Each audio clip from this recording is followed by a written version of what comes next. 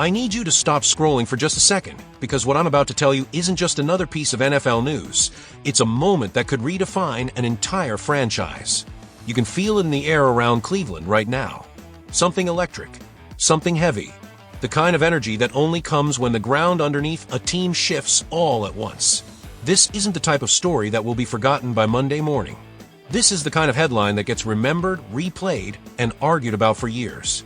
The Browns didn't just make a decision tonight. They lit a fuse that could explode across the entire league. I've been glued to this Browns team since the earliest days of training camp, watching every rep like a hawk, listening for every whisper that might hint at what was coming. And tonight it happened.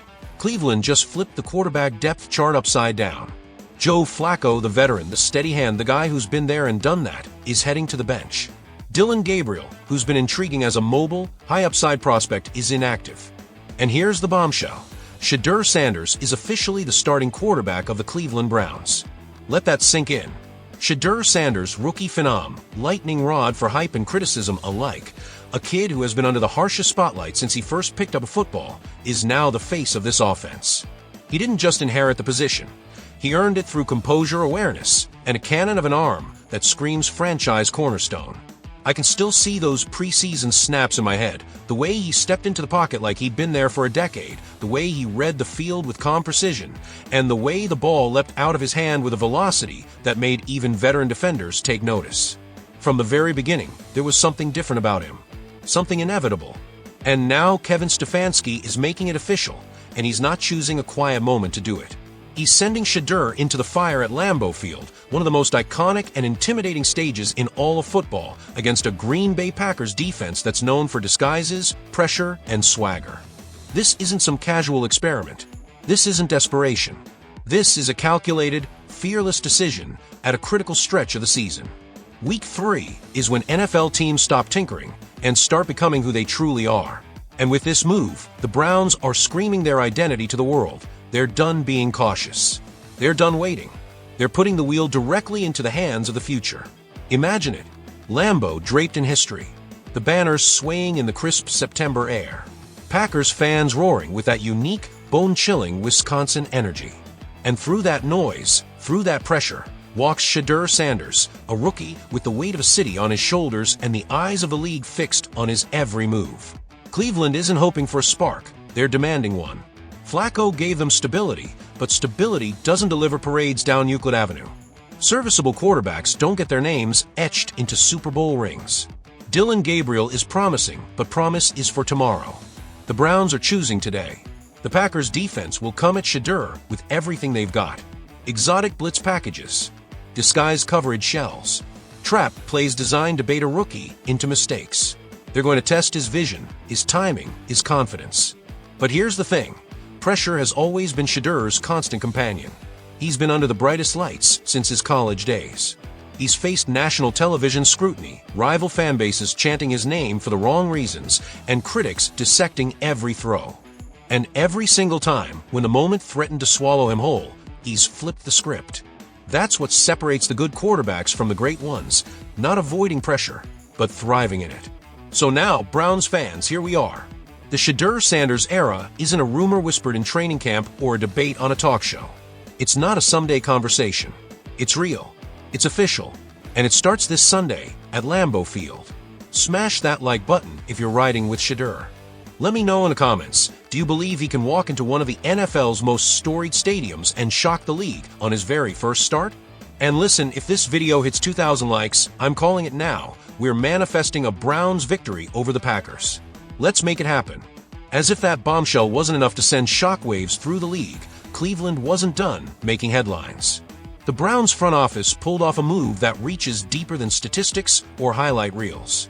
They convinced Garrett, the heartbeat of this team, the nightmare of every opposing quarterback, the name circled on every offensive coordinator's whiteboard, to withdraw his trade request and commit to a 4-year, $160 million extension.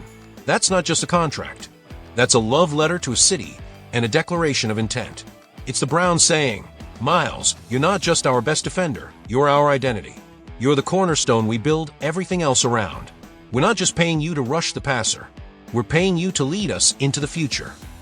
Garrett's presence isn't about sacks alone. It's about culture. It's about swagger. It's about planting the Browns' flag in the middle of the AFC and daring anyone to move it. But there's a twist hiding inside this deal, a promise that could shape the entire trajectory of the franchise.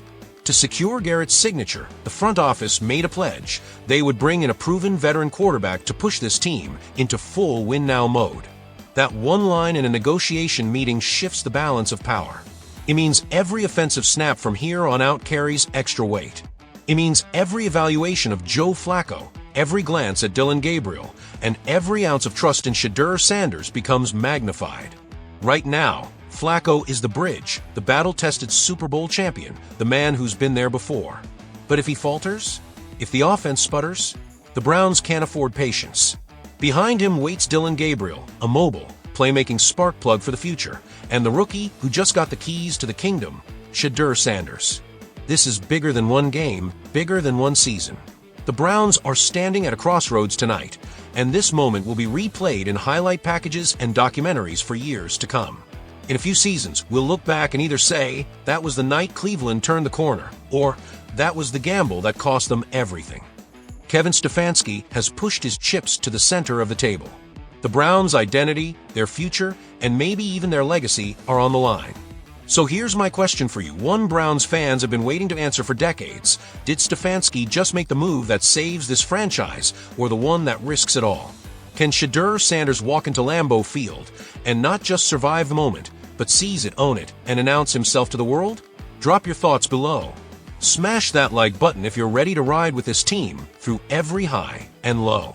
And subscribe, because whatever happens next, you and we're on this roller coaster together. The Cleveland Browns just turned their season into must-watch football, and the NFL is about to find out exactly what Shedeur Sanders is made of. I need you to feel the weight of this moment with me, Browns fans. This isn't just another early season talking point that we'll forget by next week. This is a turning point, a knife-edge moment where everything Cleveland has been building could either ignite or crumble. Let's talk about Shedeur Sanders first. He may have been a fifth-round pick on paper, but bloodlines like his carry a history that every football fan in America recognizes. That name isn't whispered, it echoes. You can practically feel the potential radiating off him, his raw arm strength, the calm in his pocket presence, the way he carries himself as though the game was made for him. If the Browns nurture him correctly, the ceiling isn't just high, it's somewhere in the stratosphere. And yet, that very potential hangs over this locker room like a storm cloud. Because as long as Joe Flacco keeps the Browns competitive, Shedeur Sanders and Dillon Gabriel remain shadows on the sideline. But the second the offense sputters, the instant the scoreboard starts flashing zeros, those whispers will turn into roars. Cleveland will demand change, and the noise will be impossible to ignore. And then there's Myles Garrett, standing dead center in this brewing storm. Garrett isn't here to endure another rebuild dressed up as progress. People close to him don't mince words. He wants to win now. He's been loyal through chaos, patient through mediocrity, and he signed on again with the belief that this franchise would give him a real shot at a Lombardi trophy while he's in his prime. If the Browns are forced to roll out Dillon Gabriel or Shedeur Sanders before they're truly ready, Garrett's trust could fracture in a way that would shake the very foundation of this team. You can almost hear it in his post-game comments. There's only so much waiting a superstar can do. This is a tightrope stretched over shark-infested waters, and the AFC North doesn't forgive stumbles. The Browns don't have extra draft picks tucked away or free agents waiting in the wings. They've spent their assets, they've made their bets, and now there's no safety net. If Flacco falters, there's no easy fix. Suddenly, those rookies aren't long-term projects, they're the present reality. And this division is brutal. Joe Burrow slicing defenses apart with surgical precision, Lamar Jackson turning broken plays into miracles, and the Steelers perpetually reloading, always dangerous. One bad week, one mistake too many, and your season evaporates before October. That's why training camp and preseason weren't casual tune-ups this year. They were pressure cookers. Every snap mattered. Flacco had to show he still had the mental edge and the physical tools to survive in this league.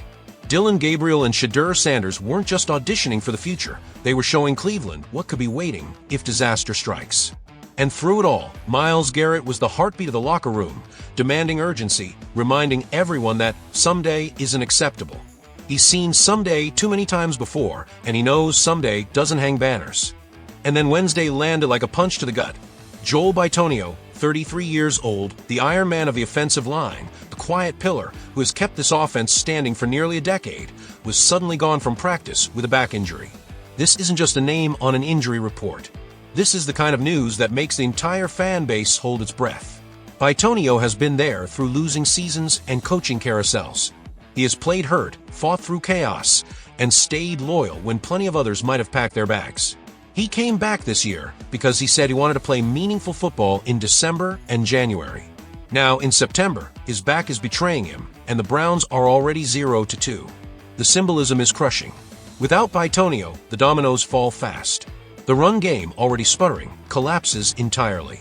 The pass protection frays. And looming on the horizon is Micah Parsons, now wearing Packers green and hunting quarterbacks like it's personal. He's already got one. 5 sacks this season.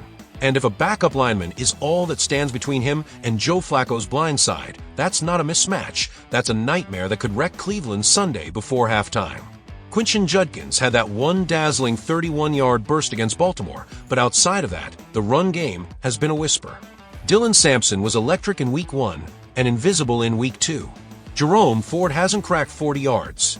Without holes to run through, and without veteran leadership in the trenches, this backfield feels shackled before the ball is even snapped. The frustration is real, and you can feel it in every corner of this city. 8 straight losses stretching back before Thanksgiving.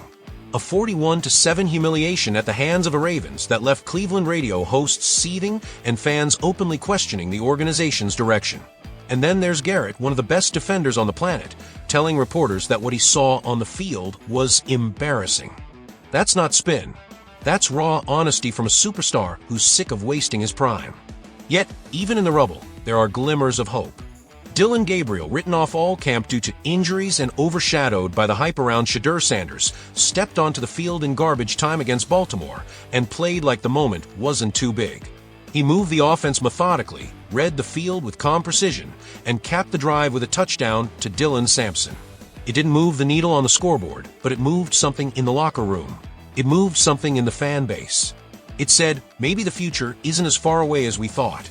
And Harold Fannin Jr.? The rookie tight end is quietly building a resume, 12 catches for 111 yards in just 2 games. Judkins, Gabriel, Fannin, these rookies aren't just depth pieces. They're the seeds of something new.